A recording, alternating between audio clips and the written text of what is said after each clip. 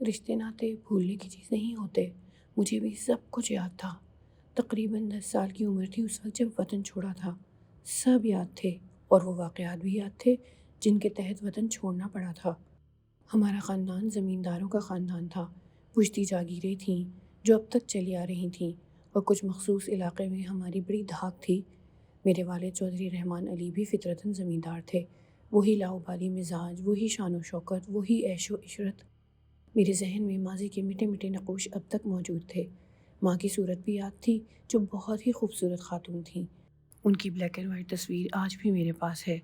اصل میں میری والدہ رحمان علی صاحب کی دوسری بیوی تھیں۔ میں نہیں جانتا کہ دوسری شادی کن عوامل کے تحت ہوئی تھی، لیکن باقی حالات مجھے معلوم تھے۔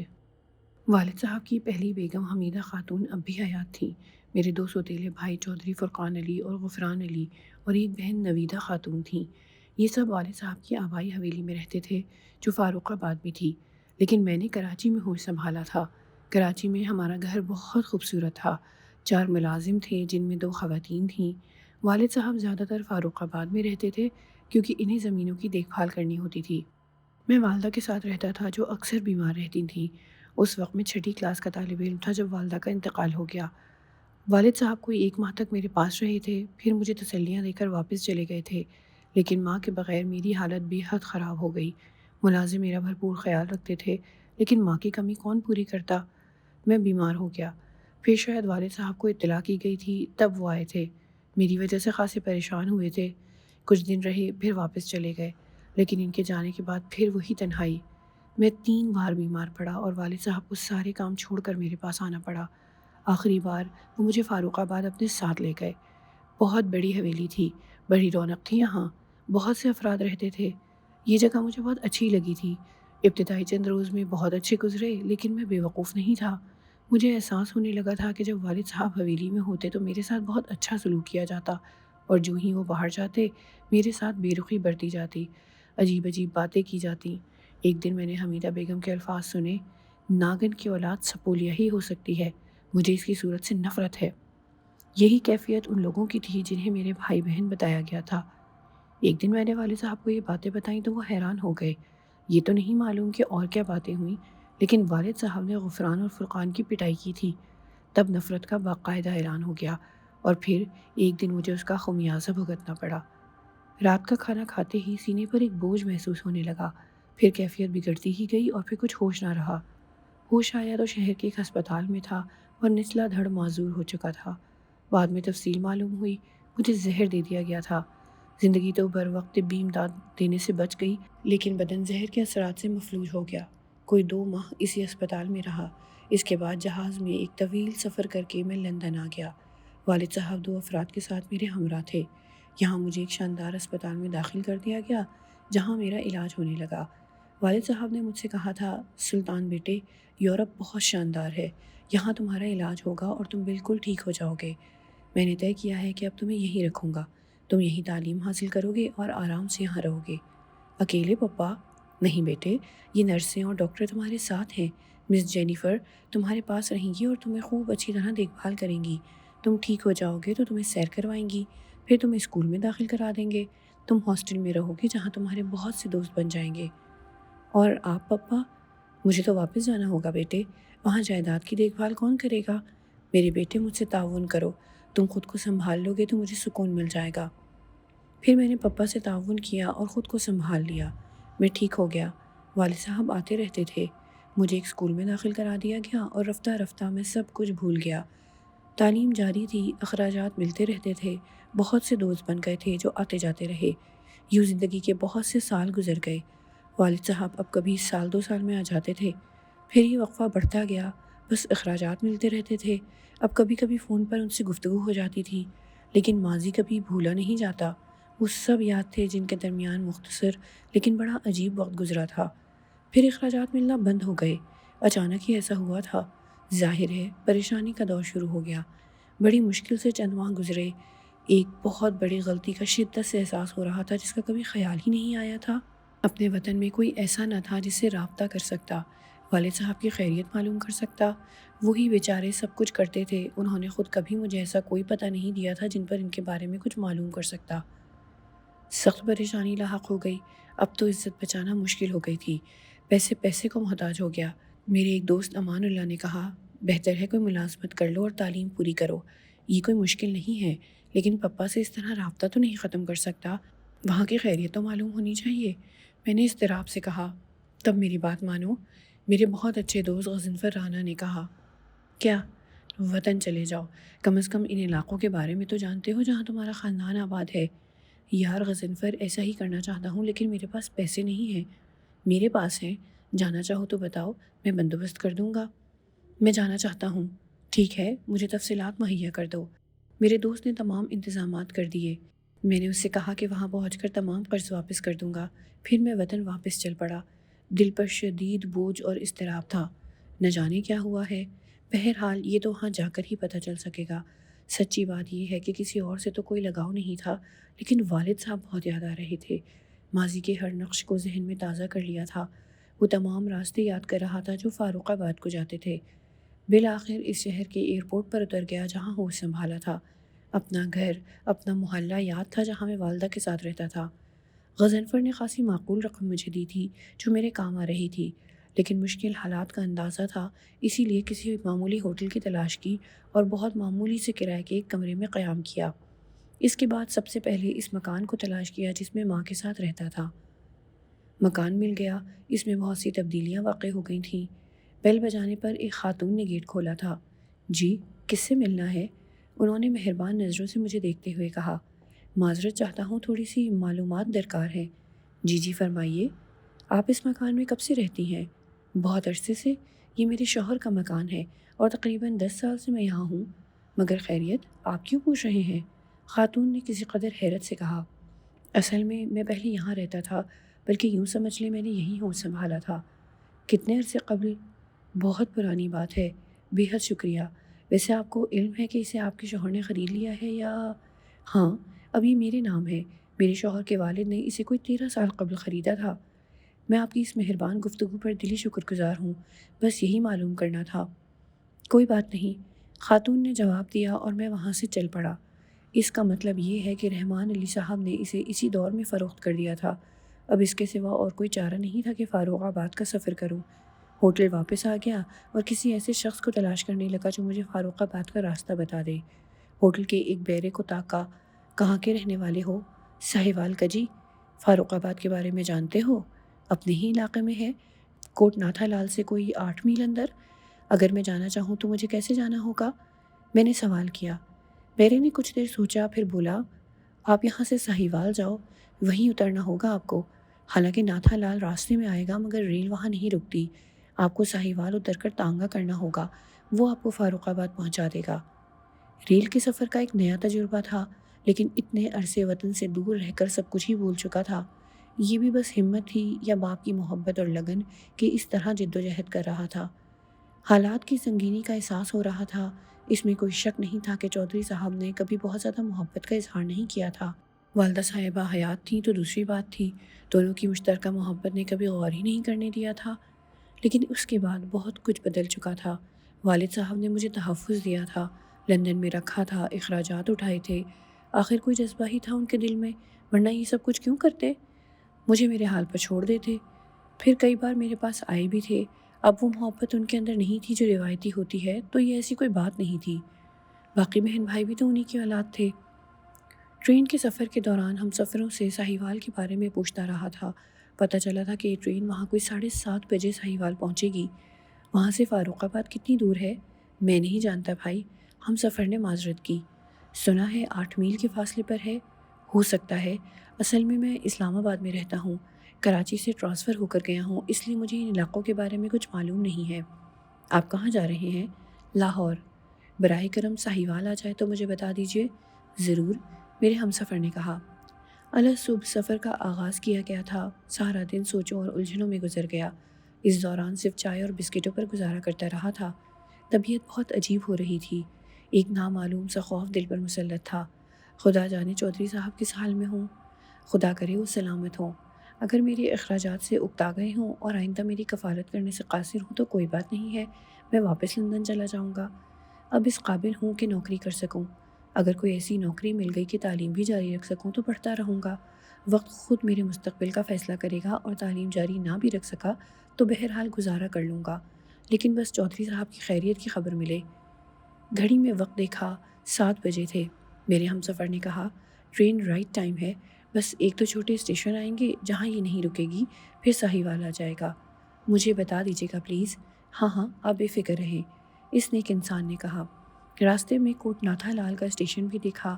گھڑی پر یقین نہیں آ رہا تھا، حالانکہ 7:10 ہوئے تھے، لیکن فضا میں گہرا اندھیرا اتر آیا تھا۔ کراچی میں ایسا نہیں تھا، وہاں تو 7 بجے خوب روشنی ہوتی تھی۔ پھر ٹرین کی بریکیں گھسٹنے لگیں اور میرے ہم سفر نے کہا، ساہیوال آ گیا ہے۔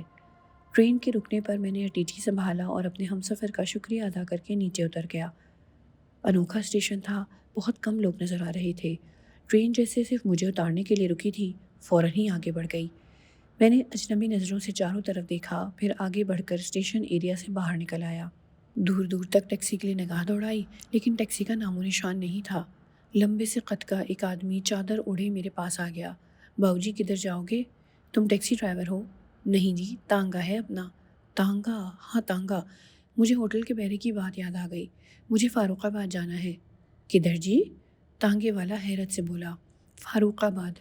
مشکل ہے باؤ جی، اس ٹائم کون فاروق آباد جائے گا، بہت دور ہے وہ جی۔ مگر مجھے جانا ہے۔ دیکھ لو جی، کوئی تیار ہو جائے تو۔ میری مانو کسی ہوٹل میں رک جاؤ، صبح چلے جانا، کچا راستہ ہے جی، پھر دور بھی ہے۔ پھر وہ اچانک چونک کر بولا، باؤ جی ہو سکتا ہے شیدہ چلا جائے۔ شیدے؟ وہ شیدے، ادھر آ۔ تانگے والے نے زور سے ہانک لگائی اور نوکیلی مونچھوں والا ایک توانا جوان اس طرف آنے لگا۔ وہ قریب پہنچا تو پہلے والے نے کہا، او فاروق آباد کی سواری ہے بھائی، لے جا۔ او نہیں یار، ٹائم تو دیکھ۔ شیدہ بولا، تیری مرضی ہے، کرایہ مکالے۔ شیدے نے مجھے دیکھا، مجھ پر غور کیا، پھر بولا، لال نوٹ ہوگا باؤ جی، لے جائیں گے۔ ٹھیک ہے چلو، میں نے جواب دیا۔ آؤ جی بسم اللہ۔ اس نے اٹیچی میرے ہاتھ سے لے لیا، پھر اسے ایک ٹانگے میں رکھ کر بولا، آگے بیٹھ جاؤ ہمارے ساتھ۔ میں نے اس کی ہدایت پر عمل کیا تھا، لیکن ٹانگے میں بیٹھنے کے لیے مجھے بہت محنت کرنی پڑی تھی۔ والد صاحب کے ساتھ فاروق آباد آیا تھا، لیکن جیپ میں سو گیا تھا۔ ٹھیک سے یاد بھی نہیں تھا کہ کہاں سے جیپ لی تھی۔ بہرحال ٹانگا چل پڑا۔ تم فاروق آباد میں رہتے ہو؟ نہیں جی، ہم داد خان کے رہنے والے ہیں، اس نے جواب دیا۔ فاروق آباد جاتے رہتے ہو؟ ہاں جی، سواری مل جاتی ہے تو چلے جاتے ہیں، مگر باؤ جی سورج ڈھلے کوئی مائی کا لال ادھر نہیں جاتا۔ کیوں؟ بس جی، لوگ طرح طرح کی باتیں کرتے ہیں۔ کیسی باتیں؟ وہ چھوڑو باؤ جی، لوگوں کا کیا ہے، وہ تو بس من گھڑت سناتے رہتے ہیں۔ ہاں، ڈاکوؤں کی بات ہم مانتے ہیں۔ ڈاکو؟ میں نے کسی قدر گھبرا کر کہا۔ ہاں جی، کھلی چھوٹ ہے، ڈاکو ناکے لگا لیتے ہیں، پر ادھر ایسا کم ہی ہوتا ہے۔ اصل میں باؤ جی مخبری ہوتی ہے، ورنہ ڈاکو بھی پاگل نہیں ہوتے۔ ہمارے تمہارے پاس سے کیا لے لیں گے بیچارے؟ پر دوسری بات سے تو ہمیں بھی ڈر لگتا ہے۔ دوسری بات کیا ہے؟ میں نے پوچھا۔ نہ باؤ جی چھوڑو، وہ جو کہتے ہیں انسان کا دل بے ایمان ہوتا ہے، دادی مارے کو سمجھاتی تھی کہ سفر میں ایسی ویسی باتیں نہیں کرتے۔ میں خاموش ہو گیا۔ شیدے کی باتیں مجھے بڑی پراسرار لگ رہی تھیں۔ یورپ کی زندگی یہاں کی زندگی سے بہت مختلف ہے۔ ہنگامے، وحشت، شب و روز کی مصروفیت، اتنا خاموش ماحول کہیں نہیں تھا۔ اندھیرا خوب گہرا ہو گیا تھا، دور دور تک روشنی کی کوئی رمق نہیں تھی۔ شیدے نے تانگے میں لگی ہوئی ایک خوبصورت لالٹین روشن کر لی، جس کی مدھم روشنی چند گز تک کام کر رہی تھی۔ سڑک کے دونوں سمت کھیت بکھرے ہوئے تھے، کہیں کہیں خالی زمین بھی نظر آ جاتی تھی۔ درخت یوں لگ رہے تھے جیسے بلند و قامت کے لوگ ناکہ لگائے کھڑے ہوں۔ اس ماحول نے دل پر کسی قدر وحشت طاری کر دی تھی۔ مجھے اس گہری رات پر حیرت تھی، یوں لگتا تھا جیسے رات بھی اپنا سفر جلد از جلد طے کر لینا چاہتی ہو، یا پھر یہاں رات کی عمر بہت لمبی ہو۔ آسمان پر تارے نمایاں ہو چکے تھے، اور اس سفر کے دوران آنکھیں رات میں دیکھنے کی عادی ہونے لگی تھیں، اس لیے اب مناظر اتنے تاریک نہیں لگ رہے تھے۔ شیدے بہت خاموش ہو، میں نے کہا۔ نہیں باؤ جی، آپ کچھ بولو، تم اپنے پنڈ کے بارے میں بتاؤ۔ او جی، ہمارا پنڈ کتنا سا ہے، کوئی 100-150 گھر ہیں، بڑے زمیندار کی حویلی ہے اور بس۔ کیا نام ہے تمہارے زمیندار کا؟ میں نے پوچھا، لیکن اچانک تانگے کا گھوڑا بہت زور سے ہنہنایا اور عجیب سے انداز میں پاؤں مارنے لگا۔ او ہٹوئے، اوئے ہوئے ہی آ، او کیا ہو گیا جوانے؟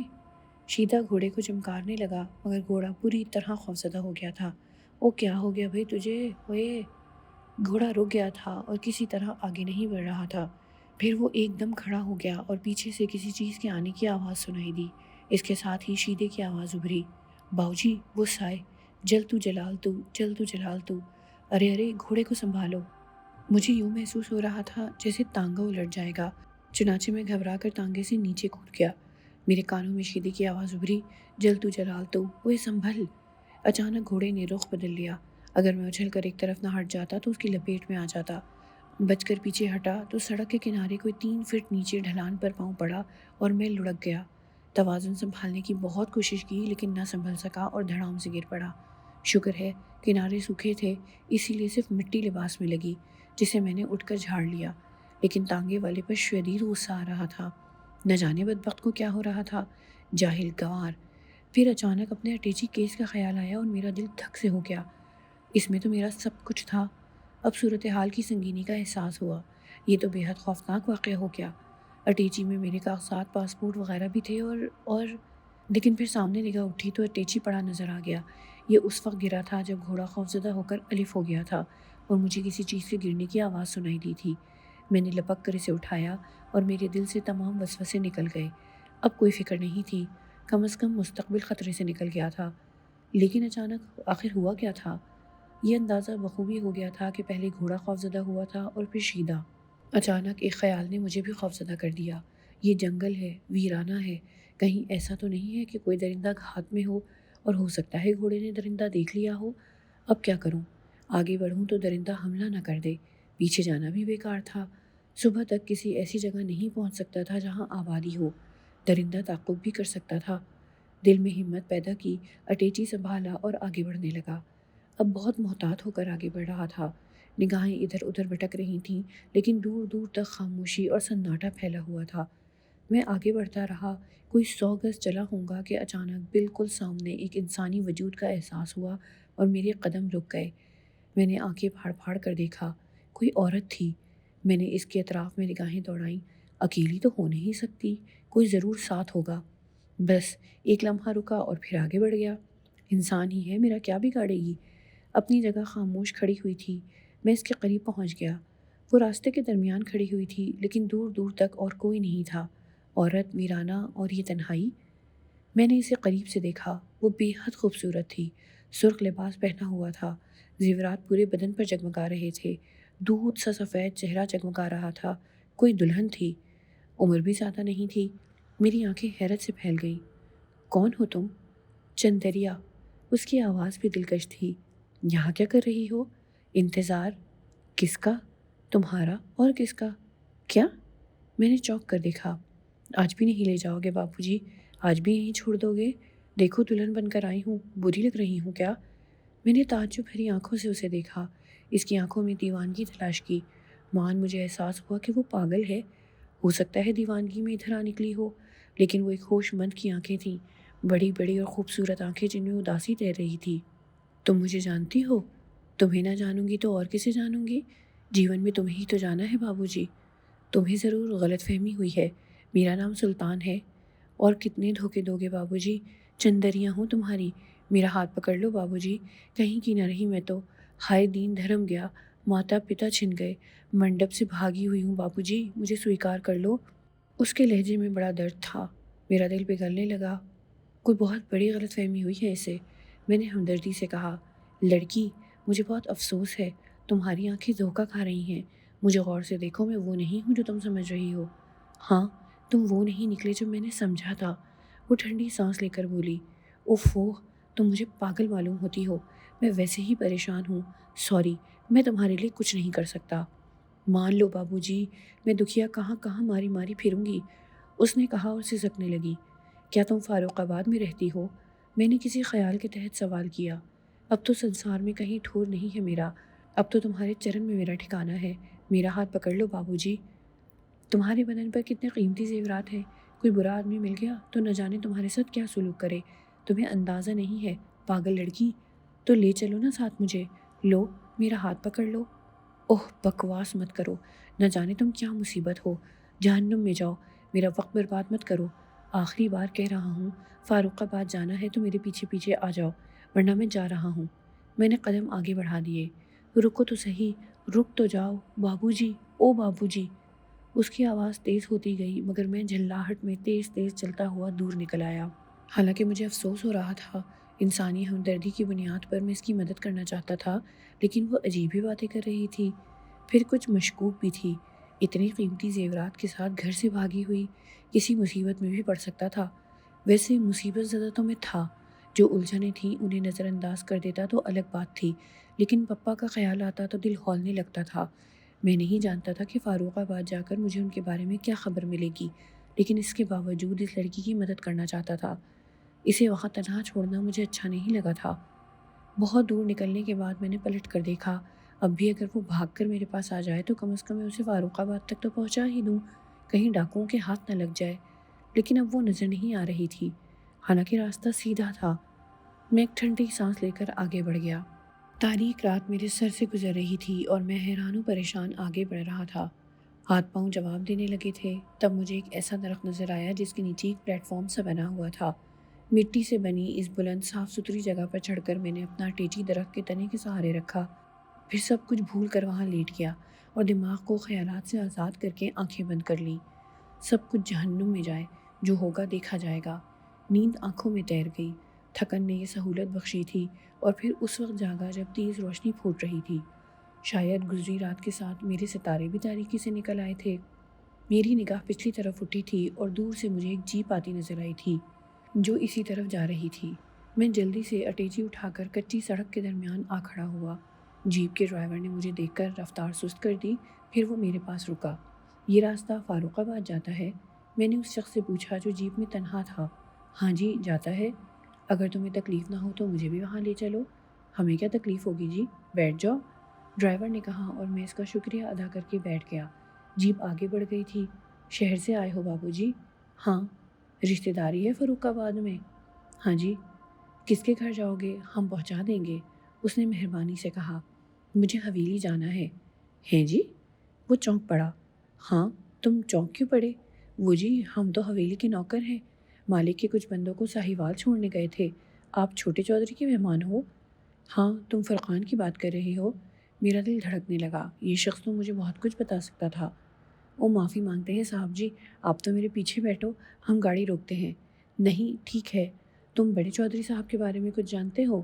ہاں جی، اللہ بخشے انہوں نے ہی ہمیں رکھا تھا، وہ بولا، اور میرے دماغ میں ایک زوردار چھناکا ہوا۔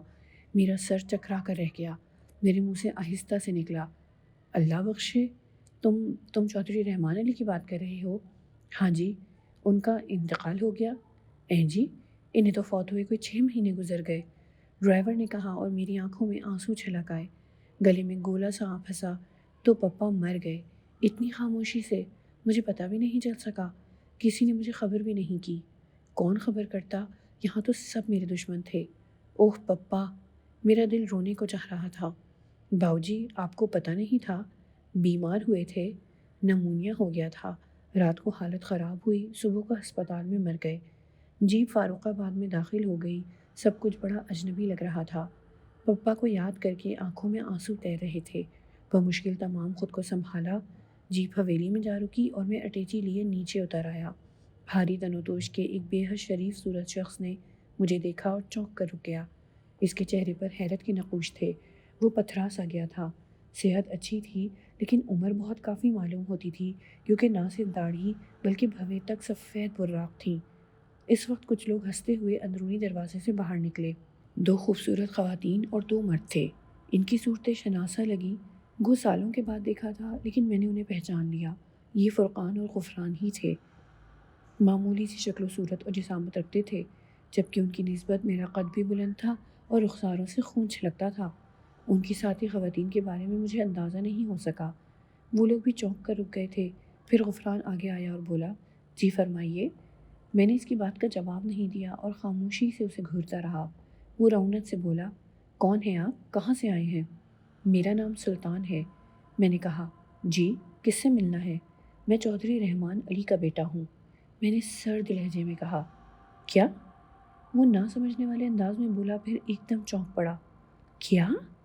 اس کیا کا انداز مختلف تھا، اب وہ بوکھلائی ہوئی سی نگاہوں سے مجھے دیکھ رہا تھا۔ بھاری جسامت والا معمر شخص اب سنبھل گیا تھا، لیکن وہ اپنی جگہ سے گیا نہیں تھا۔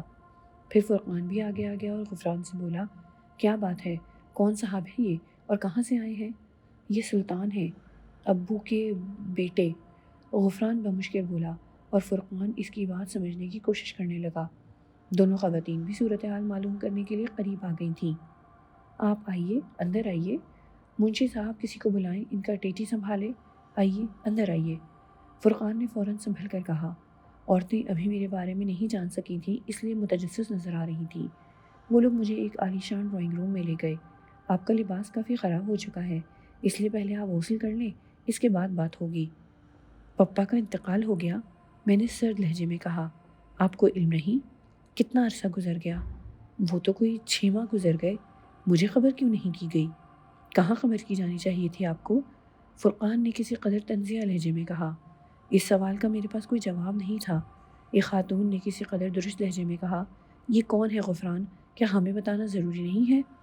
اوہ عظمیٰ، یہ سلطان ہے، ہمارے سوتیلے بھائی، ابو کی دوسری بیوی کے بیٹے، غفران نے جھجکتے ہوئے کہا، اور دونوں خواتین حیران ہو گئیں۔ پھر عظمیٰ خاتون نے سنبھل کر کہا، سلطان، میں آپ کی بھابھی ہوں، عظمیٰ میرا نام ہے، آپ کو سب کچھ معلوم ہو جائے گا، آپ کی حالت بہت بری ہو رہی ہے، جائیے غسل وغیرہ کیجیے، ساری باتیں اطمینان سے ہوں گی۔ وہ غسل خانہ ہے، لائیے اٹیچی کی چابی دے دیجیے، میں آپ کا لباس نکال دوں۔ نہیں، میں ٹھیک ہوں، پپا کی موت کے بارے میں معلوم کرنا چاہتا ہوں۔ بہتر ہے کہ ضد نہ کریں، وہ غسل خانہ ہے، جائیے پلیز، بڑوں کا کہنا مانتے ہیں، جائیے، غسل نہ کریں، حلیہ تو درست کریں، عظمیٰ نے کہا۔ نہ جانے کیوں میں انکار نہیں کر سکا۔ واش روم کے آئینے میں اپنا حلیہ دیکھا، واقعی خراب ہو رہا تھا۔ بہرحال خود کو سنوارا، ان دونوں بھائیوں کے چہرے کے تاثرات سے بہت سے اندازے لگا رہا تھا اور اب ایک لائحہ عمل طے کر رہا تھا۔ دل و دماغ میں زہر اتر رہا تھا، ماضی یاد آ رہا تھا، بہت سی بھولی باتیں ذہنوں میں تازہ ہو رہی تھیں اور دماغ میں دھواں بھرتا جا رہا تھا۔ پپا مر گئے اور یہ حویلی دشمنوں کی حویلی تھی، کوئی دھوکہ نہیں کھانا تھا۔ باہر نکلنے سے پہلے میں نے سب کچھ طے کر لیا تھا۔ باہر آیا تو ڈرائنگ روم میں کوئی نہیں تھا، میرا اٹیچی بھی نہیں تھا، لیکن پھر ایک ملازم نے اندر جھانکا اور مجھے دیکھ کر اندر آ گیا۔ سب لوگ بڑے کمرے میں آپ کا انتظار کر رہے ہیں، آئیے۔ میں کچھ سوچ کر اس کے ساتھ چل پڑا۔ اندر مجھے ایک عالیشان نشست گاہ میں لے جایا گیا، جہاں فرقان، غفران اور دوسری خاتون موجود تھیں، جن کا نام مجھے ابھی تک معلوم نہیں ہو سکا تھا، لیکن اندازہ ضرور ہو گیا تھا کہ یہ فرقان کی بیوی ہے۔ وہ سب صوفوں پر بیٹھے ہوئے تھے۔ میرا اٹیچی کہاں ہے؟ وہ سامنے رکھا ہے، بے فکر رہیں، محفوظ ہے، غفران نے کہا۔ مجھے آپ سے کچھ معلومات درکار ہیں۔ جی فرمائیے۔ ہم نے آپ کو بہت چھوٹی عمر میں دیکھا تھا اور اسے سال ہر سال بیت گئے، اس کے بعد کبھی آپ سے کوئی رابطہ نہیں رہا، ہمیں آپ کی کوئی تصویر بھی کبھی حاصل نہیں ہوئی۔ ایسی شکل میں آپ خود سمجھ سکتے ہیں کہ ہمارے لیے کیا مشکلات ہو سکتی ہیں۔ ہمیں علم ہے کہ ہمارا ایک بھائی ملک سے باہر ہے، لیکن وہ میں ہوں یا نہیں، یہی معلوم کرنا چاہتے ہیں آپ؟ نیچرل، فاروق نے کہا۔ مجھے صرف چودھری رحمان علی کی موت کی تفصیلات درکار ہیں، اور اگر ان کی موت بھی بقول آپ کی نیچرل ہے تو مجھے اس کے بارے میں بتا دیجیے۔ اگر وہ موت نیچرل ہے تو آپ کو کوئی خوف نہیں ہونا چاہیے۔ کیا یہ بتانے کے لیے بھی آپ کو میری شناخت کی ضرورت ہے؟ میرے الفاظ ان کے لیے کافی پریشان کن تھے، وہ پہنچ چکے رہ گئے۔ اسی وقت دروازے سے ایک ملازم بڑی سی ٹرالی دھکیلتا ہوا اندر لایا، جس پر انواع و اقسام کی اشیاء خوردونوش بار تھیں۔ اس کے پیچھے عظمیٰ اور ایک عمر رسیدہ خاتون بھی تھی، جسے میں نے پہچان لیا۔ یہ میرے والد کی پہلی بیگم حمیدہ خاتون تھیں۔ میں نے انہیں سلام کیا، لیکن انہوں نے جواب نہیں دیا تھا۔ عظمیٰ نے البتہ میرے آگے پلیٹ لگاتے ہوئے کہا، کھانا کھاؤ، ہم لوگ کھا چکے ہیں ورنہ تمہارا ساتھ دیتے، اس کے بعد اطمینان سے باتیں ہوں گی، لو پلیز، انہوں نے ایک ڈش میرے سامنے کر کے کہا۔ معذرت خواہ ہوں محترمہ، اس گھر میں مجھے ایک بار زہر دیا جا چکا ہے، دوبارہ زہر نہیں کھانا چاہتا، امید ہے آپ مجھے زندہ رہنے کا موقع دیں گی۔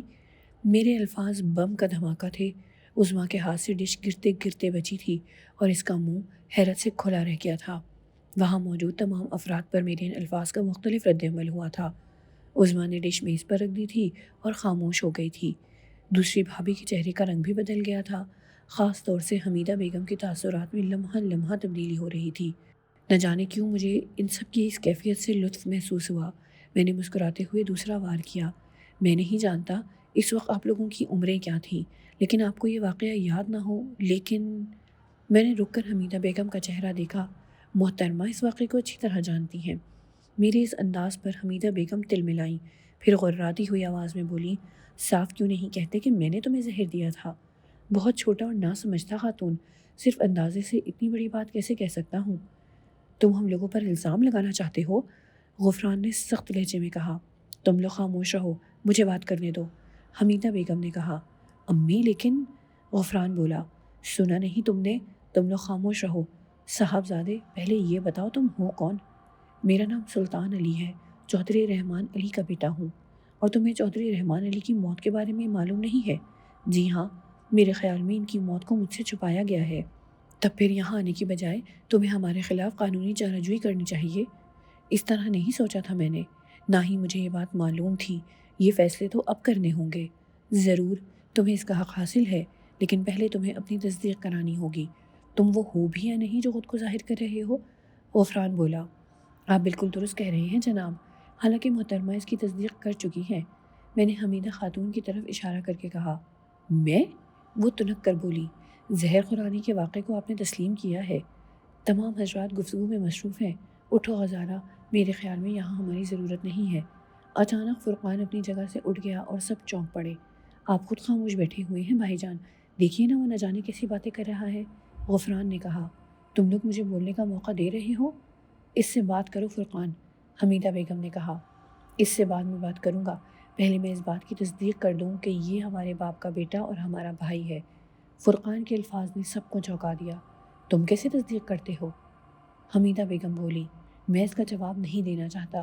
یہ ہمارا بھائی ہے، ہمارا خون ہے، یوں سمجھ لیں خون بول رہا ہے۔ خوب، حمیدہ بیگم نے تنزیہ کہا۔ حقیقت نہ چھپائی جا سکتی ہے نہ جھٹلائی جا سکتی ہے امی جان۔ سب سے پہلی بات تو یہ ہے کہ دل گواہی دیتا ہے اس بات کی کہ یہ ہمارا خون ہے، اور دل کی گواہی بے معنی نہیں ہوتی۔ اب اس کے بعد اگر آپ لوگ اجازت دیں تو میں ان سے دوسری باتیں کروں۔ کسی نے کوئی جواب نہیں دیا تھا۔ فرقان نے نرم لہجے میں کہا۔ دیکھو سلطان علی، حقائق پر غور کرو اور ٹھنڈے دل سے کچھ باتوں کو سوچو۔ میرا خیال ہے کہ جو الجھنیں ہم نے چند لمحوں میں خود بخود پال لی ہیں وہ بآسانی دور ہو جائیں گی۔ تمہیں بھی شکایت نہیں رہے گی اور یہ تلخ فضا بھی ختم ہو جائے گی۔ میں تم سے درخواست کرتا ہوں کہ ذرا ٹھنڈے دل سے سوچو اور سوالوں کے جواب سن لو۔ تم زہر خورانی کی جو بات کی ہے، ممکن ہے ایسا کوئی واقعہ ماضی میں ہوا ہو۔ تم خود اس بات کا اعتراف کر چکے ہو کہ ہم اس وقت چھوٹے تھے اور ہمیں تمام تفصیلات نہیں معلوم۔ جب ہمیں یہ تفصیلات نہیں معلوم تو ہم اس مسئلے پر مجرم بھی قرار نہیں پاتے۔ بات رہ گئی کہ بچپن میں تمہیں کسی نے زہر دیا تھا تو اس کی تحقیق اب کر سکتے ہو، تمہیں اس کا حق حاصل ہے۔ حالانکہ بات اتنی پرانی ہو گئی ہے کہ اب اسے کوئی قانونی حیثیت حاصل نہیں رہی۔ حالات بدلتے ہیں، مزاج بدلتے ہیں، واقعات بدل جاتے ہیں، اور جب بہت کچھ بدل جاتا ہے تو انسانی مزاج بھی تبدیل ہو جاتا ہے۔ ماضی کے کسی واقعے کو ذہن میں رکھ کر تم نے نفرت بھری زہریلی گفتگو کی تو اس سے کوئی بہتر فضا قائم نہیں ہو سکے گی۔ کیا یہ مناسب نہیں ہوگا کہ ہم لوگ اچھے انسانوں کی طرح آپس میں گفتگو کریں؟ میں نے اس بات کو تسلیم کر لیا ہے کہ تم چودھری رحمان علی کے بیٹے ہو، ہمارے بھائی ہو، گو سوتیلے ہی صحیح، مگر باپ کا خون تو ہماری رگوں میں بھی دوڑ رہا ہے۔ میں اس حیثیت سے تمہیں شناخت کرتا ہوں۔ کیا یہ بہتر نہیں ہوگا کہ ہم ماحول کی نفرت کو بدل کر محبت کے انداز میں گفتگو کریں، سمجھیں اور سمجھائیں؟ میں حاضر ہوں مسٹر فرقان علی۔ تو سنو دوست، تم جہاں بھی رہتے ہو اور جہاں سے بھی آئے ہو، ہمیں تو نہیں معلوم، ابو نے ہمیں کبھی یہ نہیں بتایا کہ انہوں نے تمہیں کہاں رکھا ہے۔ اس بات سے قطعاً انکار نہیں کیا جائے گا کہ دوسری امی اور دوسرے بھائی کی حقیقت مسلم ہے، لاتعداد لوگ جانتے ہیں، لیکن بعد کے حالات سے ہمیں بالکل لا علم رکھا گیا ہے۔ ابو ہی اگر تمہارے بارے میں کوئی تذکرہ کرتے یا تفصیلات بتاتے تو ہمیں معلوم ہوتا۔ ہمیں نہ تمہاری رہائش گاہ کے بارے میں معلوم تھا نہ جگہ کے بارے میں۔ آخر کس کو بتاتے؟ کہاں اطلاع بھجواتے ان کی موت کی؟ سمجھ رہے ہو نا میری بات؟ ہاں، سمجھ رہا ہوں، اور حقیقت بھی یہی ہے کہ نہ میں یہاں آپ لوگوں سے کوئی باس پرس کرنے آیا ہوں اور نہ ہی ذہن میں کوئی اور تاثر ہے۔ میں تو پپا کی طرف سے پریشان ہو کر نہ جانے کس طرح یہاں پہنچا ہوں۔ میرے ساتھ جو واقعات پیش آئے ہیں آپ لوگ نہیں جانتے۔ مجھے نہیں معلوم تھا کہ پپا اس دنیا میں نہیں ہے، میں تو بس ان کی پراسرار خاموشی سے گھبرا گیا تھا۔ یہاں آ کر مجھے معلوم ہوا کہ وہ اس دنیا میں نہیں ہے۔ آپ لوگوں کے پاس پہنچا تو آپ نے اس انداز میں گفتگو شروع کر دی۔ کسی غلط فہمی کا شکار نہ ہو آپ۔ جہاں تک بات زہر خورانی کے اس واقعے کی ہے تو آپ لوگ یقین کیجئے کہ پپا تو مجھے اس لیے یہاں لائے تھے کہ یہاں مستقل قیام کروں، آپ لوگوں کے درمیان رہوں، لیکن اس وقت جو واقعہ ہوا اس کی بنا پر پپا نے اپنے طور پر کوئی فیصلہ کیا۔ میں تو اس وقت فیصلہ کرنے کی پوزیشن میں ہی نہیں تھا۔ سمجھ رہے ہیں نا آپ لوگ؟ اچھی طرح سمجھ رہے ہیں سب کچھ۔ بہرحال ابو کا انتقال ہو گیا ہے، بیمار رہتے تھے وہ، حالت ایک دن اچانک خراب ہو گئی، ڈبل نمونیا ہوا انہیں۔ یہ اندازہ نہیں تھا کہ یہ کیفیت ان کی جان لے لے گی، چنانچہ ہمیں بھی ان کے سائے سے اچانک ہی محروم ہونا پڑا تھا۔ پوری بستی اس بات کی گواہ ہے کہ ہم ابو سے بہت محبت کرتے تھے، لیکن ہاتھ سے روکنا کسی کے بس کی بات نہیں ہوتی۔ انہیں جانا تھا اس دنیا سے، چلے گئے۔ اتنی سی بات تھی جناب، جو مجھے بتا دی جاتی تو کوئی تلخی نہ پیدا ہوتی۔ بہرحال آپ کا شکریہ، آپ نے مجھے اس کے بارے میں اطلاع دے دی۔ بس اس سے زیادہ میں اور کچھ نہیں چاہتا تھا، اجازت دیجیے، میں نے اٹھتے ہوئے کہا، اور فرقان چونک پڑا۔ کیا مطلب؟ چلتا ہوں، میں اٹیچی کی جانب چل پڑا۔ ارے ارے بات سنو، دیکھو جلد بازی نہ کرو، کہاں جاؤ گے؟ تمہارا یوں جانا ٹھیک نہیں ہے۔ تمہیں اندازہ نہیں ہے کہ دنیا کس قدر زہریلی جگہ ہے۔ گھر سے باہر جاؤ گے، بے شمار افراد تمہیں ملیں گے، طرح طرح کی کہانیاں سنا کر تمہارا ذہن ہماری طرف سے خراب کریں گے، اور اس کے بعد ہمارے درمیان ایک ایسی فضا پیدا ہو جائے گی جو بہرحال مناسب نہیں ہوگی۔ یہ تمہارا بھی گھر ہے، امی کے بعد اس گھر میں سب سے بڑا میں ہوں۔ امی گھریلو خاتون ہے، فیصلہ کرنے کا حق مجھے ہے، اور کوئی بھی میرے فیصلے کو مسترد نہیں کر سکتا۔ میری خواہش بھی ہے، اور اگر بڑا بھائی سمجھو تو حکم بھی ہے کہ کہیں نہیں جاؤ، یہی ہمارے ساتھ قیام کرو، تمہیں یہاں پورے حقوق حاصل ہیں۔ لیکن میں یہ سمجھتا ہوں کہ نہیں، پلیز نہیں، ایسی باتیں مت کرو، کوئی دشمن نہیں ہے تمہارا یہاں۔ اس کے باوجود اگر اپنے آپ کو دشمنوں کے درمیان سمجھتے ہو تو کھانے پینے کے لیے اپنے طور پر فیصلے کر لو، ہم تمہیں تمہاری خواہش کے مطابق ہی موقع دینا پسند کریں گے۔ اور پھر ایسا ہو نہیں سکتا دوست، کسی انسان کی جان لینا اس قدر آسان کام تو نہیں ہے۔ ماضی میں جو کچھ ہوا اور جیسے ہوا میں نہیں جانتا، لیکن تم خود سمجھدار آدمی ہو، ایسا کام نہ کرو کہ ہماری رسوائی ہو۔ تمہیں یہاں ہر طرح کا تحفظ حاصل ہوگا، جلدی میں کوئی بھی فیصلہ کیا جائے وہ نقصان دہ ہوتا ہے۔ میرا خیال ہے کہ تم میری بات سمجھ گئے ہوگے، فرقان نے گھمبیر لہجے میں کہا۔ میں نے باقی تمام لوگوں کے چہرے دیکھے اور مجھے یوں محسوس ہوا جیسے فرقان کی بات کا ایک وزن ہے۔ اس وقت صرف عظمیٰ کے چہرے پر ایک عجیب سی مسکراہٹ پھیلی ہوئی تھی، حالانکہ یہ مسکراہٹ ہونٹوں تک نہیں آئی تھی۔ آنکھیں اور چہرے کے عضلات یہ بتا رہے تھے کہ وہ ذہنی طور پر ان لوگوں سے اتفاق نہیں رکھتی۔ پھر فرقان نے کہا، امی جان، کچھ ایسی عجیب باتیں ہیں جو کم از کم ہم لوگوں کو نہیں کہنی چاہیے، لیکن آپ اتنی مہربان اور رحم دل خاتون ہیں کہ آپ نے ہمیں ہمیشہ عزت کا ایک مقام دیا ہے، اس لیے اگر کبھی ایسے الفاظ کہہ دیے جائیں تو آپ براہ کرم ناراض نہ ہونا۔ حمیدہ بیگم نے نگاہیں اٹھا کر فرقان کو دیکھا تو فرقان بولا، عورت کے بارے میں تھوڑی بہت معلومات اب مجھے حاصل ہو گئی ہیں امی جان۔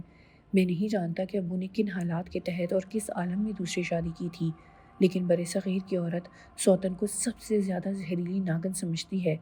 دوسری امی آپ کے بعد آئی تھیں، اس لیے میں آپ کے دل کا حال سمجھتا ہوں۔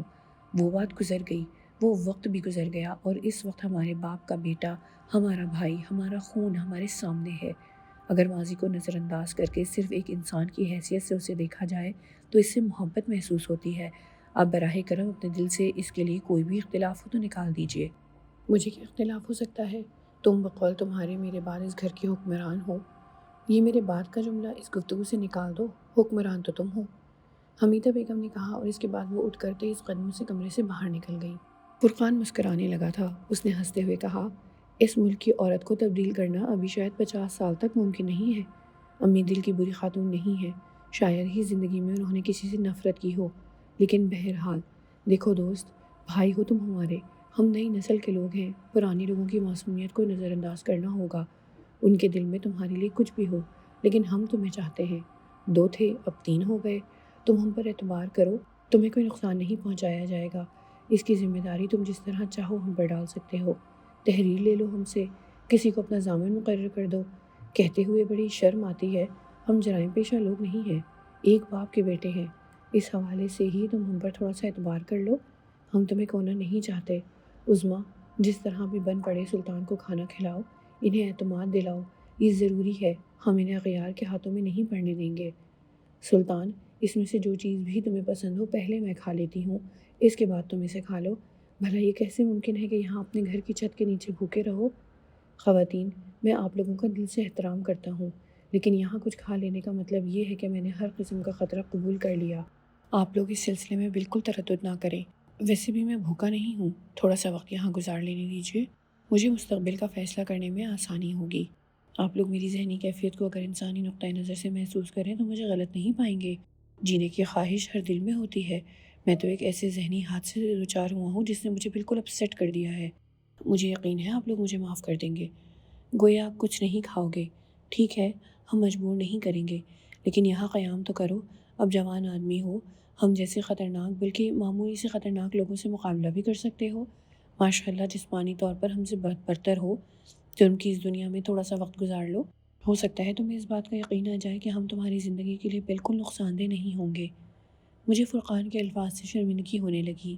میں نے کہا، ٹھیک ہے جناب، آپ ایک رات مجھے یہاں قیام کی اجازت دے دیجیے، اس کے بعد کوئی نہ کوئی بندوبست کر لوں گا، اور اطمینان رکھیے کسی کے بہکانے میں نہیں آؤں گا۔ میں تو یہاں چڑیا کے ایک بچے کو بھی نہیں جانتا، مجھے کون بہکائے گا؟ آپ مطمئن رہیں۔ ٹھیک ہے عظمیٰ، کسی کمرے کا بندوبست کرو۔ بھائی کیا عجیب فضا پیدا ہو گئی، تم دیکھ رہی ہو؟ انہوں نے ابھی تک ہمیں بھائی کہہ کر نہیں پکارا، خیر آنے والا وقت یہ بھی کرا دے گا، کوئی بات نہیں۔ فرقان کچھ سمجھدار آدمی معلوم ہوتا تھا، جبکہ غفران کے چہرے پر کبیدگی تھی۔ فرقان کی بیگم غزالہ خاتون بھی کچھ برگشتہ نظر آ رہی تھی، جبکہ غفران کی بیوی عظمیٰ خاصی معتدل خاتون نظر آ رہی تھی۔ مجھے بھی حالات کا سنجیدگی سے تجزیہ کرنا تھا، چنانچہ جو بیڈ روم انہوں نے میرے لیے منتخب کیا میں اس میں داخل ہو گیا۔ میرا اٹیچی بھی وہیں پہنچا دیا گیا تھا۔ عظمیٰ خاتون نے اس سلسلے میں پیش رہ کر تمام کارروائی کی تھی، خاصی مہربان نظر آ رہی تھیں۔ مجھے میرے کمرے میں چھوڑتے ہوئے انہوں نے کہا، میں انتہائی افسردہ رہوں گی سلطان کہ تم نے کچھ کھایا پیا نہیں، مجھے میری بے تکلفی کے لیے معاف کرنا، اصل میں میرا تو کوئی دیور ہی نہیں تھا۔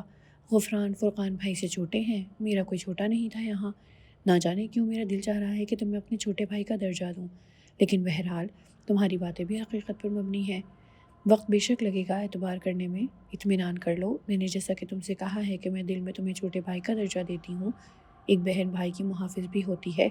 بہرحال اس وقت یہ ساری باتیں ایک خوبصورت تحریر کی مانند ہے، لیکن مجھے یقین ہے کہ یہ تحریر حقیقت بن جائے گی۔ خدا حافظ۔ کمرے کا دروازہ اندر سے بند کر لو اور عقبی کھڑکی بھی، اوکے؟ وہ کمرے سے باہر نکل گئی۔ بہرحال یہ دو افراد ذرا کچھ غنیمت نظر آ رہے تھے، لیکن مجھے ابھی کسی پر اعتماد نہیں ہو رہا تھا۔ پپا اس دنیا سے چلے گئے تھے اور دشمنوں کا ایک ریوڑ چھوڑ گئے تھے۔ آخر وہ کون تھا جس نے بچپن میں مجھے زہر دیا تھا؟ بات تو حقیقت تھی اور میرے ذہن سے کبھی محو نہیں ہو سکتی تھی۔ حمیدہ خاتون اس گھر میں میری سب سے بڑی دشمن تھیں۔ اب یہ الگ بات ہے کہ میری کہانی ان کی نگاہ میں ختم ہو گئی تھی، اب اس کہانی میں نئے سرے سے زندگی نمودار ہوئی تھی، تو ان کے رد عمل کا بھی اندازہ لگانا تھا۔ پھر نہ جانے کیوں میری آنکھوں کی کوریں بھیگ گئیں، پپا یاد آ گئے تھے۔ یہ کیسے لوگ ہوتے ہیں جو زندگیوں کو وجود میں لاتے ہیں اور پھر ان کا کوئی انتظام کرے بغیر انہیں ایسے الجھنوں میں چھوڑ جاتے ہیں کہ ان کا وجود ہی ناسور بن جائے۔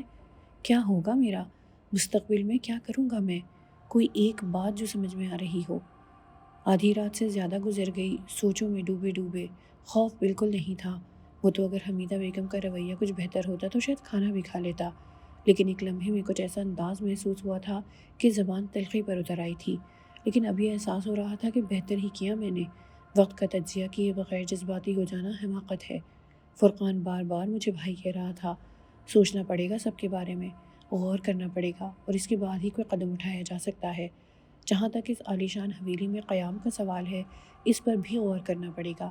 پھر دل میں کچھ اور باتوں نے سر ابھارا۔ بھائی ہوں ان لوگوں کا، پپا کی چھوڑی ہوئی جائیداد سے یہ لوگ فیضیاب ہو رہے ہیں، اس میں میرا بھی حصہ ہے۔ حالانکہ لندن میں رہ کر کبھی ایسے تصورات دل میں نہیں جاگے تھے، ماضی تو تقریباً بھول ہی گیا تھا، لیکن اب یہاں آ کر جو انکشافات ہوئے تھے انہوں نے دل میں نہ جانے کیا کیا تصورات پیدا کر دیے تھے۔ زندہ تو رہنا ہے اور اب لندن کی فضا میں واپس جانا ممکن نہیں ہے۔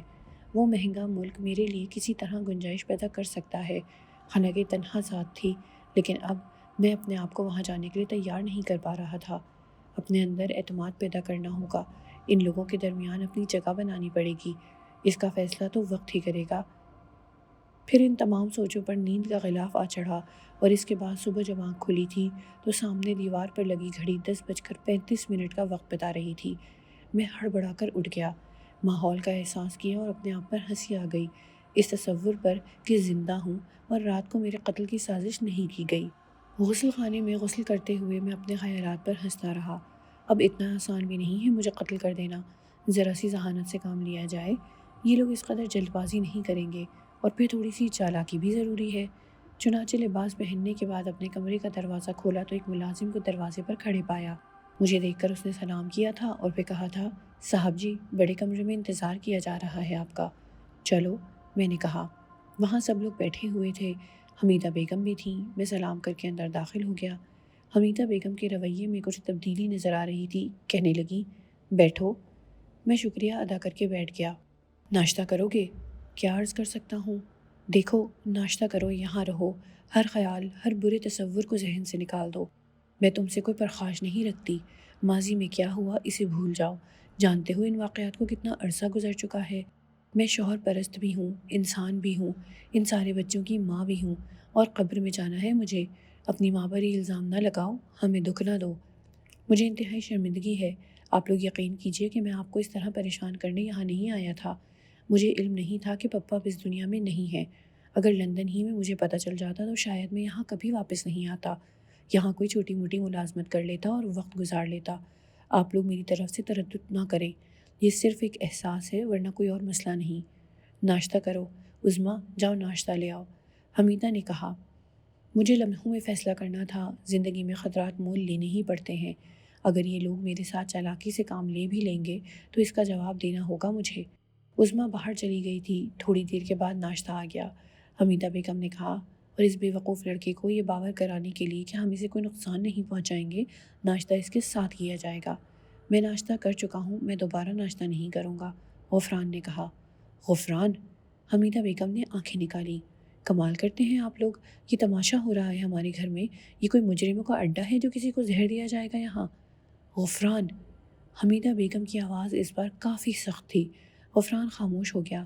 میں مسکراتا رہا تھا۔ اب ذرا سی تبدیلی پیدا کر لی تھی میں نے اپنے اندر۔ ناشتہ آ گیا اور وہ سب لوگ میرے ساتھ ناشتے میں شریک ہو گئے۔ عظمیٰ ہر چیز چک چک کر مجھے دے رہی تھی۔ اس نے ہنستے ہوئے کہا، بھائی دیکھو، کم از کم میری طرف سے بددل نہ ہونا، میں نے کبھی کسی کو زہر نہیں دیا۔ بہت زیادہ خوش مزاج بننے کی کوشش مت کرو، غفران غرایا، اور عظمیٰ نے اسے ناپسندیدہ نگاہوں سے دیکھا۔ بہرحال ناشتے سے فارغ ہو گیا تھا۔ پھر فرقان نے کہا، سلطان اپنے مشاغل ترتیب دے لو، فاروق آباد کی سیر و سیاحت کرو، آرام سے یہاں رہو، ایک آدھ ہفتہ پرسکون گزارو، اور اس کے بعد ہمیں بتانا کہ کیا چاہتے ہو، کیا خواہش ہے۔ بہت سی باتیں کرنی ہے تم سے، لیکن خدا کے لیے تلخی اپنے دل و دماغ سے نکال دو۔ یہاں تمہیں کوئی نقصان نہیں پہنچایا جائے گا، یہ ہمارا وعدہ ہے۔ میں خاموش رہا اور اس کے بعد میں اپنی جگہ سے کھڑا ہو گیا۔ مجھے باہر گھومنے پھرنے کی اجازت دی جائے۔ تانگا بھی ہے، گاڑی بھی ہے، ڈرائیور بھی مل جائے گا، جیسے چاہو گھومو پھرو، کوئی ایسی بات نہیں ہے۔ تنہائی زیادہ پسند ہے مجھے، میں نے کہا۔ بہرحال ان لوگوں سے اجازت لے کر باہر نکل آیا تھا۔ چھوٹا سا شہر تھا، گلیاں، کوچے، باغات۔ میں نے اس وقت بھی فاروق آباد کو ٹھیک طرح سے نہیں دیکھا تھا جب پپا مجھے یہاں لے آئے تھے، وقت ہی نہیں مل سکا تھا۔ فاروق آباد کے نواحات کی سیاحت کا۔ شہر میں تھوڑی سی گندگی تھی، لیکن نواحی علاقوں میں ہرے بھرے کھیتوں کی زندگی بڑی دلکش تھی۔ پتہ نہیں کیوں مجھے یہ سب کچھ بہت اچھا لگا۔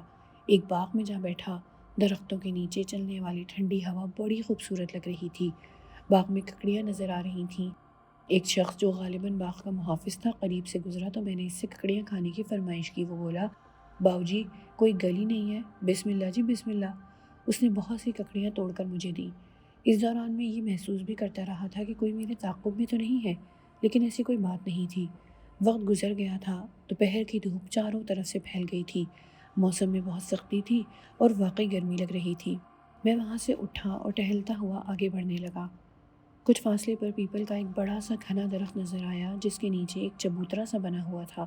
پورے چبوترے پر چھاؤں پھیلی ہوئی تھی اور یوں محسوس ہو رہا تھا جیسے جگہ خاصی ٹھنڈی ہوگی۔ میں آہستہ آہستہ آگے بڑھ گیا، درخت کے نیچے پہنچ کر چبوترے کا ڈھلان عبور کیا اور اوپر پہنچ گیا۔ دور دور تک کوئی نظر نہیں آ رہا تھا۔ میں درخت کے تنے کے قریب پہنچا اور اچانک ہی مجھے احساس ہوا کہ دوسری جانب کوئی ہے۔ میں چونک پڑا، شاید میری ہی طرح دھوپ کا مارا کوئی شخص درخت کی ٹھنڈی چھاؤں میں پناہ لیے ہوئے تھا۔ تجسس مجھے اس جانب لے گیا، لیکن جو کوئی تھا اسے دیکھ کر میں بھونچ چکا رہ گیا۔ وہ ایک نوجوان لڑکی تھی، سفید ساڑی میں ملبوس، ساڑی کی کناری سبز رنگ کی تھی، عجیب سے انداز میں پالتی مارے بلکہ آسن جمائے بیٹھی ہوئی تھی۔ دونوں ہاتھ گھٹنوں پر رکھے ہوئے تھے اور سر کے سارے بال عجیب سے انداز میں پورے چہرے پر بکھرے ہوئے تھے۔ گردن جھکی ہوئی تھی، جسمانی نقوش بتاتے تھے کہ نوخیزیت کی عمر ہے اور جوانی شدت سے اپنے اثرات ڈال رہی ہے، لیکن یہ اس ویرانے میں یہاں اس انداز میں کون ہو سکتی ہے یہ؟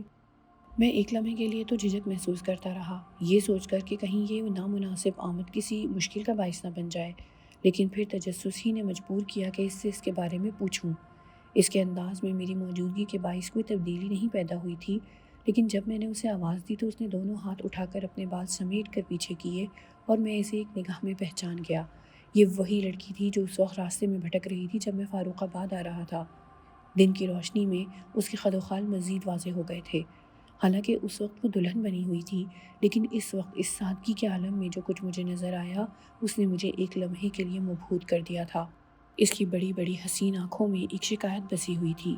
ایک عجیب سی بے چینی کا احساس ہوا۔ آخر کون ہے یہ؟ میں نے پھر اسے اسی انداز میں مخاطب کیا۔ لڑکی، کیا تمہارا کوئی سرپرست نہیں ہے؟ کہاں کہاں ماری ماری پھرتی رہتی ہو؟ کیا تم وہی نہیں ہو جو مجھے کل رات ویرانے میں ملی تھی؟ اس کے گلابی ہونٹ متحرک ہوئے، پھر اس کی کمزور دلکش آواز ابھری۔ سارے سرپرستوں سے تو چھوٹ گئی بابو جی، تمہارے سہارے کے لیے۔ اب تم بھی یہی پوچھ رہے ہو؟ افسوس تمہاری کوئی بات میری سمجھ میں نہیں آتی۔ تم یوں مجھ سے مخاطب ہوتی ہو جیسے میں تمہیں جانتا ہوں۔ مجھے نہیں جانتے بابو جی؟ کیسے جانتا؟ میں تو پہلی بار یہاں آیا ہوں، تمہیں ضرور غلط فہمی ہوئی ہے۔ جھوٹ مت بولو، جھوٹ نہ بولو، تمہاری چندریا ہوں میں۔ ذات پات دین دھرم سب کچھ چھوڑ دیا تمہارے لیے۔ ہائے تم ایسے بیگانے بن جاؤ گے یہ نہ سوچا تھا۔ شاید تمہاری دماغی توازن خراب ہے۔ کاش میں تمہیں کوئی بہتر صورتحال پا سکتا تو تمہارے لیے ضرور کچھ کرتا۔ کہاں رہتی ہو تم؟ سنسار میں کوئی ٹھور رہا ہو تو بتاؤں؟ منڈپ سے بھاگی کو تو گھوڑے پر بھی کوئی سویکار نہیں کرے گا۔ ڈگر ڈگر مارے ماری پھرتی ہوں، من کہتا تھا تم ضرور آؤ گے، آئے ہو تو ایسے اجنبی بن رہے ہو۔ اف، سمجھ میں نہیں آتا تمہارے لیے کیا کروں۔ میں تمہارے لیے افسردہ ہوں۔ ساتھ لے چلو بابو جی، اب سنسار میں کوئی ٹھکانہ نہیں ہے میرا۔ ہمیں سویکار کر لو بابو جی، چرنوں میں پڑے رہیں گے، بھگوان بھلا کرے گا تمہارا۔ ہندو ہو تم؟ اب تو کچھ بھی نہیں ہے، داسی ہیں بس تمہاری، جیسے رکھو گے رہیں گے، مان لو بابو جی۔ اسی وقت گھوڑوں کے ٹاپوں کی آواز سنائی دی اور میری نظریں اس طرف اٹھ گئیں۔ دو گھوڑے اسی طرف آ رہے تھے، نہ جانے کون تھے۔ میں نے اپنی جگہ سے تھوڑا سا ہٹا اور آنے والوں کو دیکھنے لگا جو اسی طرف آ رہے تھے۔ انہوں نے بھی مجھے دیکھ لیا تھا۔ وہ میرے پاس آئے، دونوں نے مجھے سلام کیا تھا۔ حویلی سے آئے ہیں مالک؟ آپ کو تلاش کرتے پھر رہے تھے۔ کیا بات ہے؟ سب انتظار کر رہے ہیں، کھانے کے وقت میں دیر ہو گئی ہے، آپ کو لینے آئے ہیں۔ کیا بے وقوفی ہے، مجھے کھانا ہوتا تو خود پہنچ جاتا۔ بیگم جی نے بھیجا ہے مالک، ایک ملازم نے کہا۔ میرے ذہن میں خیال آیا کہ اس ملازم سے لڑکی کے بارے میں پوچھوں، ممکن ہے وہ اس پگلی کو جانتے ہوں۔ سنو، اس طرف آؤ، میں نے کہا اور ملازم گھوڑے کو چبوترے کے دوسرے حصے کی طرف لے آیا۔ میں نے اسے صورتحال بتانے کے لیے ہونٹ کھولے، لیکن دوسرے لمحے دنگ رہ گیا۔ وہ وہاں موجود نہیں تھی۔ میرا منہ تعجب سے کھل گیا اور میری نظریں دور دور تک بھٹکنے لگیں۔ اس کا کہیں نام و نشان نہیں تھا۔ شاید اس وقت اٹھ کر بھاگ گئی تھی جب میں نے رخ بدلا تھا۔ عجیب دیوانی ہے، مگر اتنی برق رفتاری سے کدھر گئی ہے؟ میری نگاہیں اس کی تلاش میں مایوس ہو کر واپس پلٹ آئیں۔ تب میں نے کہا، ٹھیک ہے چلو۔ دونوں گھوڑوں سے اتر گئے، پھر ان میں سے ایک نے کہا، آپ گھوڑے پر بیٹھ جائیں مالک، ہم لگامیں پکڑ کر چلیں گے۔ کیوں؟ میں گھوڑے کی سواری کر سکتا ہوں۔ تب آپ ہی گھوڑا لے لو۔ ایک ملازم نے اپنا گھوڑا مجھے پیش کر دیا۔ میں گھوڑے پر سوار ہوا تو دوسرے ملازم نے کہا، تم مالک کو لے کر چلو شمسو، میں پیدل آتا ہوں۔ ٹھیک ہے، دوسرے ملازم نے کہا اور گھوڑے آگے بڑھ گئے۔ راستے میں دل چاہا کہ شمسو سے اس پاگل لڑکی کے بارے میں پوچھوں، ممکن ہے یہیں کی رہنے والی ہو اور یہ لوگ اسے جانتے ہوں، لیکن کچھ عجیب سا لگا تھا اس لیے خاموش ہو گیا۔ کچھ دیر کے بعد ہم حویلی میں داخل ہو گئے۔ اندر جا کر میں گھوڑے سے اترا تو میں نے اس شخص کو دوبارہ دیکھا جس کی شخصیت بہت پر اثر تھی اور جسے میں نے یہاں داخل ہو کر پہلی بار دیکھا تھا۔ وہ کہیں جا رہا تھا، مجھے دیکھ کر رک گیا۔ شمسو دونوں گھوڑوں کی لگامیں پکڑے آگے بڑھ گیا۔ میں نے حویلی کے اندرونی دروازے کی طرف قدم بڑھائے تو وہ شخص راستے میں آ گیا۔ السلام علیکم، اس نے کہا۔ وعلیکم السلام، میں نے جواب دیا۔ میرا نام نیاز الدین ہے، میں آپ کے نمک خواروں میں ہوں۔ میں نے کل بھی آپ کو دیکھا تھا۔ ہاں، میں بھی آپ کو دیکھ کر حیران رہ گیا تھا۔ حیران؟ کیوں؟ کچھ وجوہات ہیں، اس وقت دو باتیں عرض کرنا چاہتا ہوں۔ فرمائیے۔ دنیا کی بہترین پالیسی ہے کہ ہر طرف سے ہوشیار رہنا چاہیے۔ انسانوں کو جب تک پوری طرح سمجھ نہ لیا جائے ان پر بھروسہ بہتر نہیں ہوتا۔ کیا مطلب؟ میں نے حیرت سے کہا۔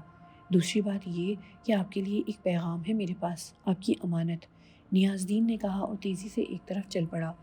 میں اس ادھوری بات پر حیران رہ گیا تھا، لیکن اس وقت میں نے غفران کو بڑے دروازے سے باہر آتے ہوئے دیکھا۔ وہ مجھے دیکھ کر رکا، پھر واپس اندر چلا گیا۔ میں نیاز الدین کے الفاظ پر غور کرتا ہوا اندر چل پڑا۔ یہ شخص کیا کہنا چاہتا ہے؟ کیا وہی جو میرے دل میں ہے یا پھر کچھ اور؟ کچھ سمجھ میں نہیں آیا تھا۔ فضا کافی بدلی ہوئی محسوس ہوئی۔ حیرت کی بات یہ تھی کہ غزالہ بھابی نے میرا استقبال کیا تھا۔ مار ڈالا تم نے بھوکا، دیکھ رہے ہو کیا وجہ ہے؟ مجھے 1:30 تک کھانا نہ ملے تو دنیا سے بیزار ہو جاتی ہوں۔ آؤ جلدی، سب کھانے کے کمرے میں منتظر ہیں۔ میں حیرت سے آنکھیں پھاڑ کر رہ گیا، واقعی سب کھانے کے کمرے میں میرے منتظر تھے۔ ادھر ہاتھ دھو لو، فرقان نے ایک طرف اشارہ کیا۔ میں بہرحال خاموشی سے ہاتھ دھو کر کرسی پر بیٹھا اور قابیں کھول دی گئیں۔ حمیدہ بیگم نے کہا، دھوپ بہت تیز ہوتی ہے، اتنی دھوپ میں آئندہ نہ پھرنا، بیمار پڑ جاؤ گے۔ پھر سوچو کہ ہم نے منع نہ کیا اور یہ بھی تمہیں نقصان پہنچانے کا ایک طریقہ تھا۔ امی جان، کیسی باتیں کر رہی ہیں آپ؟ فرقان نے کہا، صرف ایک بات کہنا چاہتی ہوں میں۔ جی فرمائیے۔ خدا کے واسطے اس کے ایک ایک لمحے کا خیال رکھنا، اس کا دل ہماری طرف سے میلا ہے، کسی بھی طرح اسے نقصان پہنچا تو ہمیں ہی مجرم گردانا جائے گا۔ آپ براہ کرم کھانا شروع کریں۔ چلو بھائی سلطان، شروع کرو۔ میں نے انکار نہیں کیا۔ کھانے سے فراغت کے بعد فرقان مجھے ساتھ لیے دوسرے کمرے میں آ گیا تھا۔ امی کو یہ بات بہت بری لگی ہے کہ تم نے زہر خورانی کا الزام ان پر لگایا۔ میں نے بڑی چھان بین کی ہے اور بڑی چالاکی سے اپنے طور پر کی ہے۔ حقیقت یہ ہے کہ تم فوڈ پوائزننگ کا شکار ہوئے تھے، لیکن ابو مرحوم کا دل خراب تھا۔ وہ اس احساس کا شکار تھے کہ تمہیں سوتیلا ہونے کی وجہ سے یہاں دشمن کی نگاہ سے دیکھا جا رہا ہے۔ یہی تصور اس غلط فہمی کی بنیاد بنا ہے۔ اپنا دل اس وہم سے پاک کر لو۔ جی، میں نے آہستہ سے کہا۔ بہت سی باتیں کرنی ہیں تم سے، میں تو تمہاری آمد سے خوش ہوں۔ ابھی کچھ دن آرام سے گزارو، اس کے بعد تمہیں بہت سے حقائق سے آگاہ کرنا ہے۔ اور سنو، ذرا دھوپ میں گھومنے سے احتیاط برتا کرو، موسم سخت ہے، لو لگ جاتی ہے۔ باقی دن حویلی میں ہی گزارا تھا۔ رات کے کھانے کے بعد اپنے کمرے میں آ گیا۔ فضا بے حد پراسرار تھی۔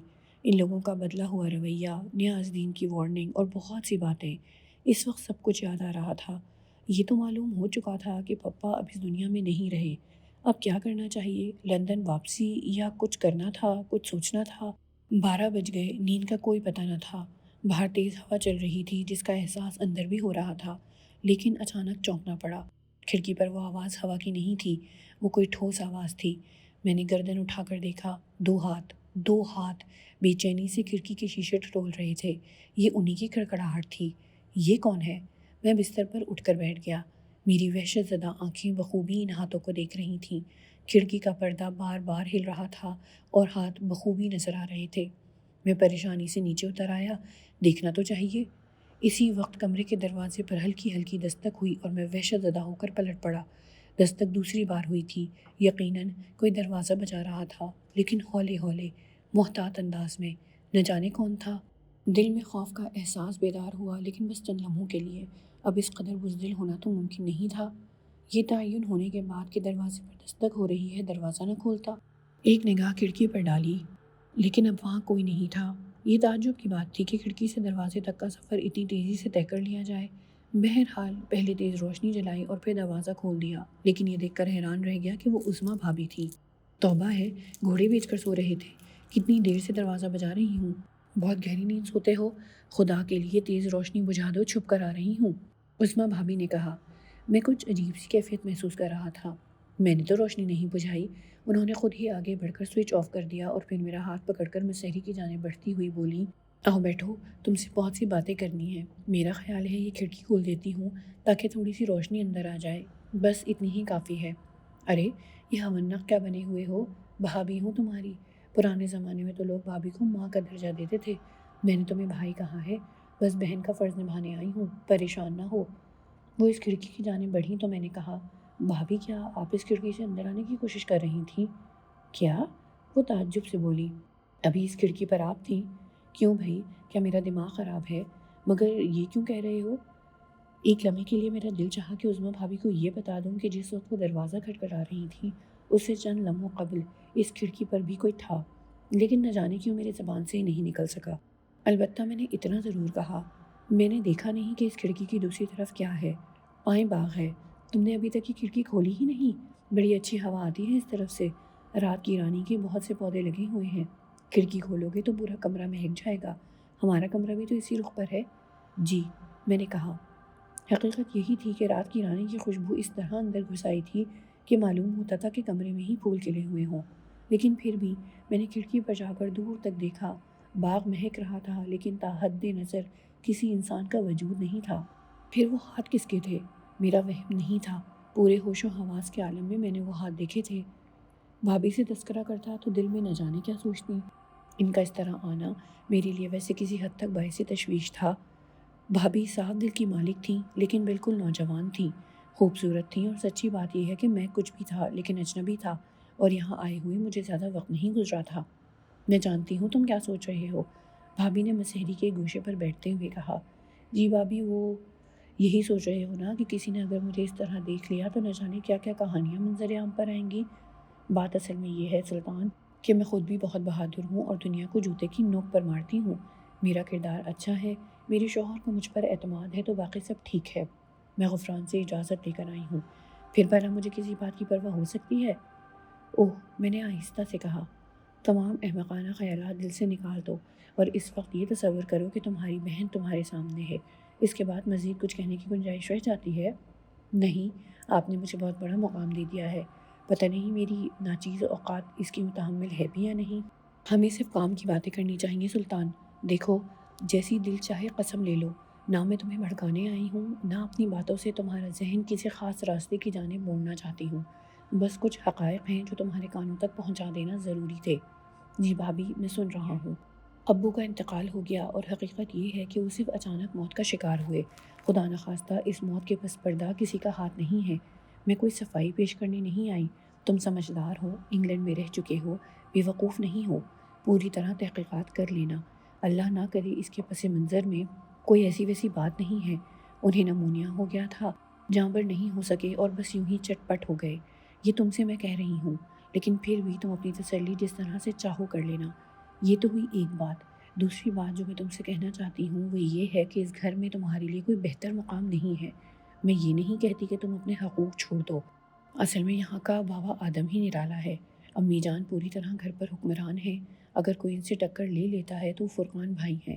غفران تو مزاج کے تیز اور کسی قدر بے وقوف انسان ہے، کسی ایک راستے پر لگا دو دھواں دھار ہو جائیں گے۔ اپنی عقل نام کو نہیں ہے۔ میں تو مستقبل سے خوفزدہ ہوں۔ فرقان بھائی اور غزالہ بھابھی سب کچھ اپنے قبضے میں کر لیں گے، اور دیکھ لینا ایک دن ہمارے لیے بھی برا دن ہوگا۔ بہرحال ساری باتیں اپنی جگہ، تم نے اس دوران بہت کچھ محسوس کیا ہوگا۔ اصل میں ساری تفصیلات تو میں نہیں جانتی، لیکن گھر تمہاری باتوں سے خالی نہیں تھا۔ ہماری شادیاں تو خیر بہت بعد میں ہوئیں، لیکن یہ بات گاہے گاہے گفتگو کے دوران سبھی کے علم میں آ گئی کہ چودھری رحمان علی نے دوسری شادی کی تھی۔ بیگم کو شہر میں رکھا تھا، ان کا ایک بیٹا بھی تھا جو ملک سے باہر ہے، اور چودھری رحمان نے اس کا مستقبل بنانے کے لیے زبردست رقومات خرچ کی ہیں۔ یہ ساری باتیں یہاں ہوتی رہتی تھیں۔ امی جان ان باتوں سے بہت چراغ پا ہوتی تھیں اور ابو جان کو برا بھلا کہتی رہتی تھیں۔ بہرحال ان لوگوں کے تصور میں بھی نہیں تھا کہ تم اس طرح اچانک یہاں آ جاؤ گے، لیکن یہ باتیں بھی کبھی کبھی ہوتی تھیں کہ بالآخر تم ایک دن یہاں آؤ گے اور اپنے اثاثے طلب کرو گے۔ دیکھو سلطان، میں یہ نہیں کہتی کہ ہم لوگ کوئی متحدہ محاذ بنائیں فرقان بھائی کے خلاف، لیکن میں یہ بات اچھی طرح جانتی ہوں کہ فرقان بھائی دھن کے بہت پکے ہیں اور اچھے خاصے سازشی ذہن کے مالک ہیں۔ یہی کیفیت غزالہ بھابھی کی ہے۔ ارے یہ سب تو تمہیں مل کر کھڑے کھڑے باہر نکال دیتے، لیکن فرقان بھائی نے مصلحت پسندی سے کام لیا اور امی جان کو سمجھایا کہ بجائے اس کے کہ تم گھر سے باہر جا کر دوسرے لوگوں کو اپنا ہمنوا بناؤ یا قانونی کارروائیوں کے پھیر میں پڑو، تمہیں محبت سے گھر میں ہی رکھنا چاہیے اور آہستہ آہستہ تم پر قابو پا لینا چاہیے۔ اسی پالیسی کے تحت سب لوگ نرم ہو گئے ہیں۔ میں تو بس غفران کی عقل پر ماتم کرتی ہوں کہ وہی آگ بگولا ہو رہے ہیں، کیونکہ وہ مصلحت پسند نہیں ہے۔ میں نے بات کی تھی ان سے اور ساری اونچ نیچ سمجھائی تھی، تب کہیں جا کر تھوڑی سی عقل ٹھکانے آئی۔ کہنے لگے اب تک میرا رویہ تو سلطان کے خلاف رہا ہے، اب اگر میں جا کر اس سے کوئی ایسی ویسی بات کروں گا تو وہ یقین نہیں کرے گا۔ تم اگر کچھ کر سکتی ہو تو کر لو، اور ان کی اجازت سے میں یہاں تک آ گئی ہوں۔ کہنے کا مطلب یہ ہے کہ خدا نخواستہ تمہیں یہاں کوئی نقصان نہیں پہنچایا جائے گا، اس کی ذمہ داری میں لیتی ہوں، لیکن یہ لوگ تمہیں کچھ دینے کے نہیں ہیں۔ جو کچھ بھی باتیں ہیں ان میں سمجھداری سے کام لینا اور اپنا حق وصول کرنا۔ میں حیران نگاہوں سے عظمیٰ بھابھی کو دیکھ رہا تھا، لیکن میں نے زبان سے کچھ نہیں کہا تھا۔ کچھ لمحے توقف کے بعد وہ پھر بولی، اور اب جو کچھ تم سوچ رہے ہو وہ بھی میرے ذہن میں ہے۔ تم سوچ رہے ہو کہ یہ اچانک عظمیٰ بھابھی کیوں مہربان ہو گئی، تو سنو، اس وقت کو یاد کرو جب تم یہاں آئے تھے، صرف میں ہی تھی جس نے تمہیں محبت کی نگاہوں سے دیکھا تھا۔ بنیادی وجہ یہ ہے کہ ہم 6 بہنیں ہیں اور ہمارا کوئی بھائی نہیں ہے۔ میرے دل میں ایک تمنا یہ تھی کہ میرا کوئی چھوٹا بھائی ہو۔ بارہا مختلف لوگوں کو اس نگاہ سے دیکھا، لیکن سلطان، عورت پر بڑی پابندیاں ہوتی ہیں۔ تمہیں جتنے کھلے دل سے بھائی کا درجہ دے سکتی ہوں اتنا شاید کسی اور کو نہیں، لیکن محسوس کرتی ہوں کہ تمہارا مستقبل بہتر نہیں ہے۔ یوں سمجھ لو کہ ایک بہن نے اپنا فرض بھی پورا کیا ہے اور ایک بیوی ہونے کے ناطے غفران کی پوزیشن بھی صاف کرنا چاہتی ہوں۔ وہ زبان کے تیز ہیں لیکن دل کے برے نہیں ہیں۔ اب تم سے شرماتے لجاتے رہیں گے یا شاید بھائی کے زیر اثر وہی رویہ اختیار کریں گے، لیکن مجھے یہاں آنے کی اجازت دے دی ہے اور کہا ہے کہ تمہیں اونچ نیچ سمجھا دو۔ دیکھو، میری نیت پر کوئی شک مت کرنا، میرا کوئی ذاتی مفاد نہیں ہے۔ مردوں کے کام مرد جانتے ہیں۔ آگے کیا ہوگا تمہارے ساتھ، ان لوگوں کا رویہ کیا رہے گا، یہ مرد ہی بہتر سمجھتے ہیں، یا پھر امی جان۔ لیکن پھر بھی میں یہ کہوں گی کہ محتاط رہنا۔ تم نے جو تذکرہ کیا ہے زہر کا، یقین کرو میرے علم میں نہیں تھا، ورنہ ہی اس موضوع پر کبھی کوئی یہاں بات ہوئی۔ اللہ بہتر جانتا ہے کہ اس میں کیا حقیقت تھی اور کیا نہیں تھی، لیکن بہرحال ان لوگوں پر بھرپور نگاہ رکھوں گی۔ اور ایک بات اور کہوں، یہاں زیادہ عرصے قیام نہ کرنا، بلکہ بہتر یہ ہوگا کہ کوئی اور ذریعہ اختیار کر لو۔ کاش میں اس سلسلے میں تمہاری کوئی مدد کر سکتی۔ زیادہ یہاں رہو گے تو یہ لوگ تمہیں طرح طرح سے اپنے جال میں پھنسائیں گے۔ بس اتنا ہی کہنے کے لیے تمہارے پاس آئی تھی، زیادہ وقت نہیں دے سکوں گی۔ اگر بچی ہی رہوں کسی کی نگاہوں میں آنے سے تو بہتر ہے۔